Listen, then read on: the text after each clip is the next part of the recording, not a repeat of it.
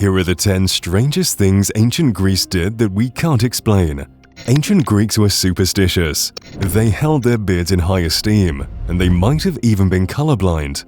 While ancient Greece can be regarded as the very foundation of our modern world, there were some odd quirks and practices that either didn't make a lot of sense or have been lost to time. Like their exceptional marble masonry that allowed the construction of the Parthenon. So join us as we explore the oddities in ancient Greek history, strange things that haven't been answered to this day. Number 10. Watering their wine. Ancient Greek culture revolved around wine. They even had a god dedicated to it in their pantheon, the god of wine and pleasure known as Dionysus. But despite the existence of such a god of wine, the ancient Greeks would dilute their wine before consuming it. They would insist on this practice before grabbing drinks with their companions. But why did they do so? It was in fact to prevent intoxication. By mixing water and wine, they could enjoy more without losing control. The usual ratio was half wine and half water, ensuring a more temperate drinking experience. Even during winter, they would put snow in their cups in order to save water. But why would they want to avoid being drunk so badly? It had to do with their mythology.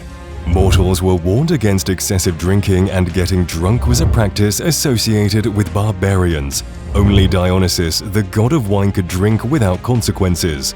So, while the god enjoyed his drink, the mortals had to settle. Number 9. The mysterious destruction of the statue of Zeus.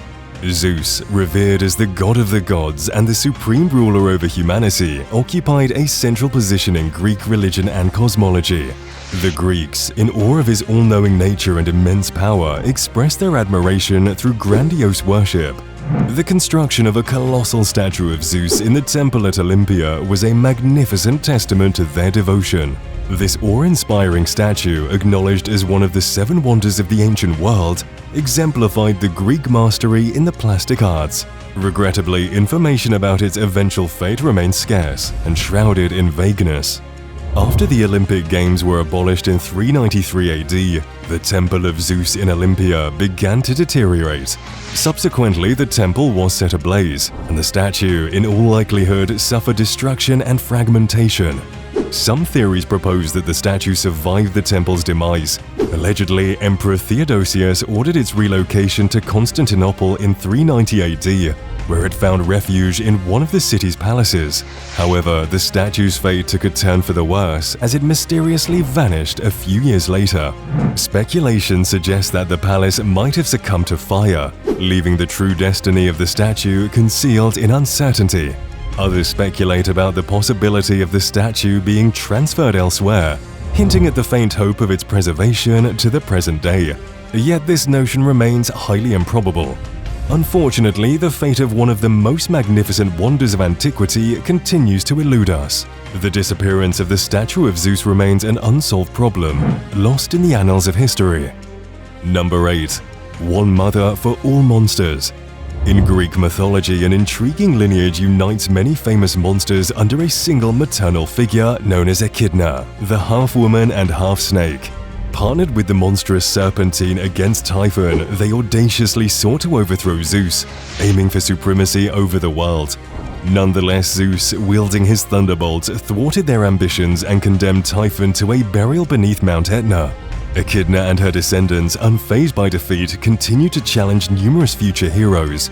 Among her children are some notable monsters, like Cerberus, the formidable 3-headed dog guarding Hades' underworld, the Lernaean Hydra, a serpentine water monster vanquished by Hercules, Chimera, a fiery-breathing hybrid creature, the deceptive Sphinx, who posed lethal riddles to unsuspecting victims, and Scylla, the fearsome monster responsible for the demise of several of Odysseus' crew during his epic adventures in Homer's Odyssey. Number 7. Eleusinian Mysteries. Ancient Greece held the Eleusinian Mysteries, a secret celebration that earned great respect. The Eleusinian Mysteries are considered the most renowned of the secret religious rites of ancient Greece. They trace back to Mycenaean religious practices. While open to slaves and women, all initiates solemnly swore an oath of secrecy. For over a millennium, from ancient times until 329 CE, the Eleusinian Mysteries endured as Greece's oldest and most mysterious annual festival. Commencing in early September, the mystical event unfolded in Eleusis, a town located 14 miles from Athens. At the heart of the rites lay the connection to the myth of Demeter and her daughter Persephone. The mystery centered around the legend of Persephone's abduction by Hades, the king of the underworld. This story consisted of 3 phases: the descent, the search, and the ascent, ultimately culminating in Persephone's return to her mother. This grand festival held immense significance during the Hellenic era, eventually spreading its influence to Rome. Ancient agricultural societies of the Near East and Minoan Crete also practiced similar religious rites. These puzzling rituals, ceremonies, and beliefs were shrouded in secrecy and carefully preserved throughout antiquity. Numerous depictions in paintings and pottery offer glimpses into various aspects of the Eleusinian mysteries. Given the involvement of visions and encounters with the afterlife, some scholars speculate that the enduring power and longevity of these rituals, which lasted for 2 millennia, could have been influenced by psychedelic drugs. Even the town of Eleusis might have a pre-Greek origin, as it could be related to the goddess Eleuthyia and Elysium. Number 6. Colorblind or misinterpretation. The ancient Greeks could have been slightly colorblind. This is because of the way they describe the color of objects. In his renowned works, the Iliad and Odyssey, Homer intriguingly refers to the Mediterranean Sea as the wine-dark sea. Have you ever looked at the sea and thought it resembled the color of red wine? Homer's use of the color terms was quite limited, and he often employed the same colors to describe vastly different objects. According to Mark Bradley, an associate professor of ancient history at the University of Nottingham, the perception of color in antiquity differed slightly from our modern understanding. For the Greeks, color represented the visible outermost layer of an object. They wouldn't use words like red, green, or blue. They'd relate colors with the objects that possess similar hues. Thus, fire wouldn't be red, it would be fire-colored. Dirt, sky, and skin would all be described in terms of their own characteristic hues, not the abstract colors we commonly use today. Number 5. Parthenon's excellent construction. The Parthenon stands as a supreme embodiment of ancient Greek architectural brilliance. Its construction was part of an ambitious project on the Acropolis that commenced around 450 BC. A generation earlier, the Athenians, in allegiance with other Greek city-states, had achieved victory against Persian invaders. Filled with pride, the Athenians embarked on an ambitious plan for their new temple complex, designed on an unparalleled scale with the Pantheon as its crowning glory. Enormous efforts were invested in extracting approximately 100,000 tons of marble from a quarry located 11 miles northeast of central Athens. The colossal blocks were roughly shaped and then skillfully transported by wagons to the Acropolis, where they were painstakingly hauled up the steep slopes. But this laborious process of quarrying and construction was nothing compared to the dedication devoted to refining the temple's aesthetic. The meticulous carving of long vertical grooves, known as flutes, on each of the Parthenon's main columns likely equaled the combined cost of all the quarrying, hauling, and assembly. Such crazy attention to detail makes people wonder how the architects completed the temple in a mere 8 to 9 years. This is even more amazing when you consider that our restoration efforts in the current day have been taking much longer, and we're only partially restoring the temple after 2,500 years of fires, earthquakes, looting, and gunpowder explosions. So, how did the ancient Greeks do it? We're not quite sure.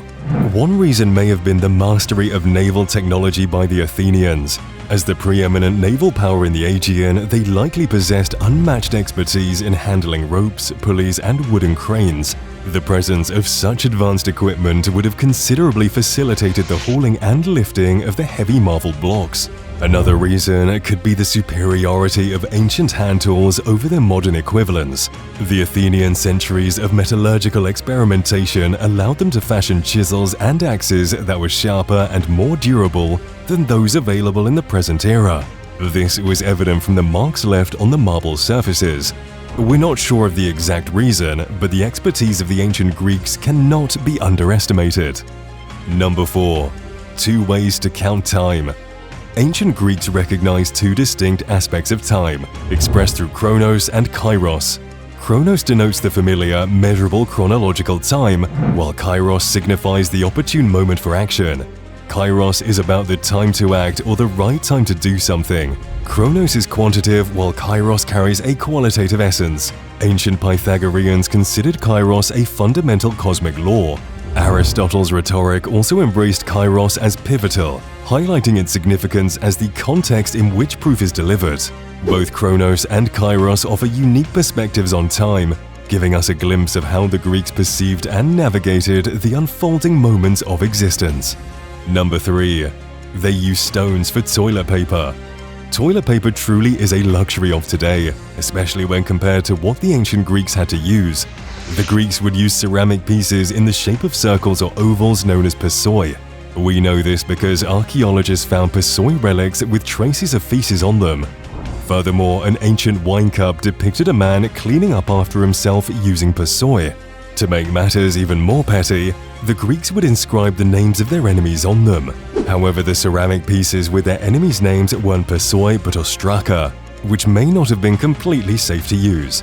It's unsurprising when you consider the amount of things people used as substitutes before the invention of toilet paper, including leaves, corn, sponges, coconut shells, sails, and even sheep's wool.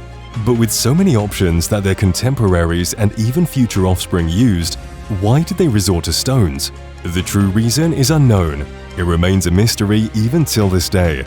Perhaps the ancient Greeks assumed that ceramic pieces were more hygienic than other options, or they lacked other options. Number 2. Their athletes were naked. Unlike today, the athletes in the Olympics of ancient Greece were completely naked. They would compete in their various competitions and sports games while not wearing an inch of clothing. This can even be seen in ancient depictions of the Olympics, where the participants aren't wearing anything. But the reason for this wasn't to bring shame on the participants, but the opposite. They competed naked to bear their physical prowess towards Zeus and to intimidate their opponents. This is why Greek heroes are depicted naked in artwork and sculptures, to show how physically strong and talented the heroes of the past were. Number 1. Men's hair was of great significance. In ancient Greece, a man's hair served as a declaration of his status and prestige. The beard in particular held immense significance, symbolizing manhood and wisdom. Grooming was extremely important, to the point where it became a competitive matter, with sought-after hairdressers commanding respect. Notably, Spartans punished cowards by shaving part of their beards. To the Greeks, hair was treasured as the most valuable bodily possession, believed to empower the dead on their journey to the underworld. Interestingly, hair loss was not frowned upon. Instead, it denoted wisdom. Hence, statues depicting philosophers often presented them as bald, embracing the idea that wisdom transcends external appearances. Do you think we missed any strange ancient Greece facts? Let us know and be sure to subscribe for more in the future.